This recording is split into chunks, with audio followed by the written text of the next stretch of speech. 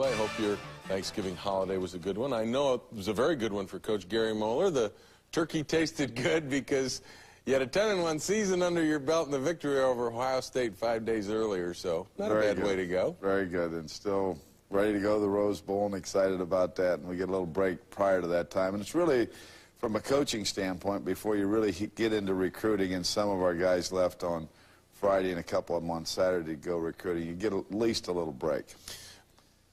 Let's talk about the Rose Bowl and some things down the road a little bit. Let's talk now about this season just completed. You've had a week to reflect, 10-1. Talk to me about what Gary Moeller is thinking about after you mull the season. All coaches do it. Mull the season over in your mind. Do it out loud for us. Well, what you try to do, Jim, is you try to think, what made this a successful year, and remember those things and say, hey, we're going to use that. We're going to do that again. Try to forget about Iowa and Michigan State a year ago and a little bit about this Florida State game. But, you know, every time I think about it, I think about the kids. And I know I constantly tell you this, but I know that one thing on my team, there wasn't what you would classify as a jerk, if I can use that word, that was difficult to coach or anything. So the continuity was never broken. And also, every one of those seniors basically got better throughout the year. And, Jim, you played football. You know how hard that is. But when you look at Brian Townsend at the end of the year and Eric Anderson getting 17 tackles, Skripnik playing as well as he can play, his best game maybe, and then Desmond Howard, I mean, every time he had something new for us. One of the other things that has come out since the end of the season is a lot of people are saying, hey, how about that Gary Moeller? This guy is gambling. He's making football exciting. Now, I know that we have a great deal of respect, both of us, for Bo Schembechler, the guy you replaced, but you do have a little bit more riverboat gambler in you, maybe, and I think a lot of people have taken to that. Well, I wonder what they said last year after we went for 2 against Michigan State, and that we had an opportunity there to fake a field goal in what I called an ideal situation. I knew if it came up in the game, I was going to give the quarterback the opportunity, in this case Ken Solom, who holds the extra point, a chance for an automatic there, and he took advantage of it, and it'll work. Sometimes those things pay off, Jim, sometimes they don't. But I want to know that they're calculated, they're really good gambles. If you're going to, you know, the odds are with you that you're going to make it because you practice the play. And I've always said this about Bobby Bowden, those trick plays that you run. In fact, the Ohio State game, if you noticed, Desmond was going to throw the pass. Well, they covered it. He was smart enough to get run out of bounds. But if you practice them and you execute them well, they can become like another play. But honestly, we'd been working on a reverse pass for 6 to 7 weeks and never threw it in that game because we tried it, but it didn't come out. Don't tell Washington. Okay, we won't. Okay. They listen to the show. Sure? Are you kidding? We're popular. Oh, I see. Don't go away. We'll be back. Take a look at the Michigan football bust when Michigan replay continues.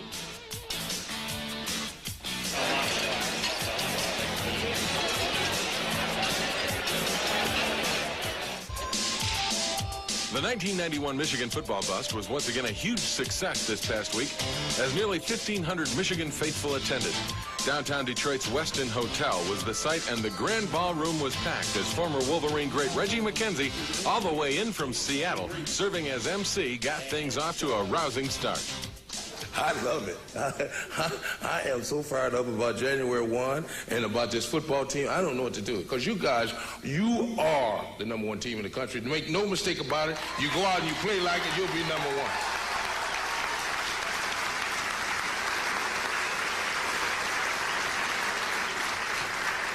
Okay, but more importantly, what I want to talk about is the guys, not only the seniors, they understand what I'm saying. I just talked to Neil Simpson. He says, I can't believe it went by so fast. And I say that because Neil is from Highland Park. I'm from Highland Park. But it will go by fast. 4 of the greatest years of my life, young man, was spent at the University of Michigan. I call the Michigan experience. Not only just participating in football, but the other aspects of Michigan. The other aspects of Michigan. You don't realize the respect that you will get once you leave, because you went to Michigan, a school that stands for academics, a school that stands for athletics and outstanding academics, the Michigan experience. Honored at the bust were all the seniors who received their traditional M rings from the U of M Club of Greater Detroit. Also receiving honors were former Michigan great Don Lund, who received the Distinguished Service Award. All-American Greg Skrepnick was named the Outstanding Lineman. Offensive guard Matt Elliott was named the UFER Spirit Award recipient. And for the second year in a row, David Ritter received the Academic Achievement Honor. And another highlight was the introduction of a new trophy, the Zatkoff Award, named in honor of Wolverine great Roger Zatkoff. Bo Schembechler was so much in favor of this award, he agreed to come back and present the inaugural Zatkoff Award. But I really want to tell the players here what Roger Zatkoff is really all about. He's like a lot of you. He's a very tough, hard-nosed player. He was a great Michigan man. He played hard. He went to the pros. He was a successful professional football player. But he never forgot where he came from. He loved Michigan. He felt the experience at Michigan was the reason for his success in business and in life. And so he's always been, Eric, in the Rose Bowl this year. Thank you. But the big honors for the night went to Desmond Howard. He was named the team's most valuable player, and he also received a special award that was not officially on the program. Although Michigan they've placed 48 players on Walter Camp All-American teams, the first being in 1903. No Michigan player has ever won the Walter Camp Player of the Year award. At a press conference held this afternoon in this hotel, that changed. Okay. For the first time in public, I'd like to introduce the 1991 Walter Camp Player of the Year, the best player in the country, selected by the coaches and sports information directors from all the 1A schools, Mr. Desmond Howard. Desmond accepted the Camp Trophy on behalf of the team, giving the team credit for his success. But when asked to speak after being named MVP by a vote of his teammates, Desmond showed how important his teammates were. For these guys to vote me as a team MVP is, is unbelievable, and I really appreciate it, and I hope that you guys really want to go out here and beat Washington, because I do, and we need to bring back Michigan a national championship. Thank you, guys. I really appreciate it. What a night it was, the Michigan football bus for 1991, and Mo, that's a kind of a thing that it becomes an in-house type of event, and yet the seniors, and I know I went through it, it's really vitally important and part of the tradition of being a football player at Michigan. Right. Whenever a senior has an opportunity to get up and speak and to thank maybe the coaches, but his family, and particularly those guys that he roomed with and played with, and how much he's going to miss them. And you and I know he'll realize that even more down the road, but it's a great night. And then to receive the ring that they get, it signifies Michigan all over. And the one thing, too, that was nice to see Roger Zatkoff honored. What a guy he's been as far as the University of Michigan. The interesting story was that he received the scholarship from the University of Michigan Club of Greater Detroit when he was in high school. And then after he graduated and got in business, came back to the U of M Club of Greater Detroit, repaid the money that they paid him to go to school. He's a super individual, and we have so many of those, but Roger's a great example of that, and his enthusiasm and the way he approaches everything. And I don't think they've ever gone to Roger with a problem that he hasn't solved for him in some way. Oh, he's been absolutely spectacular. What about the awards? Greg Skrepnick, Eric Anderson, of course, Desmond, the MVP, Matt Elliott, the Spirit Award. Those guys all deserving. Part of that senior group you were talking about, right? Exactly. And the two that we missed that night that we'll give later is there's a Derek Howard Award, which is an inspirational type of leader, a hard-working guy, will go to Brian Townsend. And then Mike Evans will receive the Defensive Lineman Award, the Dick Catcher Award, at a later date at our team banquet. So we just had, Jim, a great class and a fun group of kids to coach, and one of those dream seasons. One of those dream seasons. Maybe it'll be a dream new year, too. Who knows? That's still to come. But first, we're going to look at the economics of collegiate athletics, including the marketing and sales aspect. Don't go away. That's next when Michigan Replay continues. This is what you always see. Expensive to run and getting more so each year. Like any business, marketing and promotion are vital to a business's success. At Michigan, it's the same story. As the entertainment dollar In addition to that, It's nice to have a great team. It's nice to have a program like we have and a stadium like we have and the basketball arena we have. But the customer today needs to have more for their dollar. Society is... GM is putting quality on the road. The brand names and everyday low... 4 Big Ten championships, and the seniors who came in 5 years ago are a part of that tradition now at Michigan, 4 in a row. We've talked about them a lot, Mo, over the course of the year, the seniors. When did you know that this was a special class, that this group of guys was going to be able to do some of the things that needed to be done to win and commit themselves? Well, I think they showed us a little bit of that in the Notre Dame game, Jim, but about mid-season, you know, I always expressed to you earlier this year who was going to replace Trip Wellborn, Jared Bunch, and Dean Dingman as our leaders. And this team probably even maybe went above that. And that's what makes me so happy. These kids rose to the occasion. You know, one of the things about college football, and I've said this 100 times, guys that don't play, who are seniors, who are part of that class, may be the backbone of the team.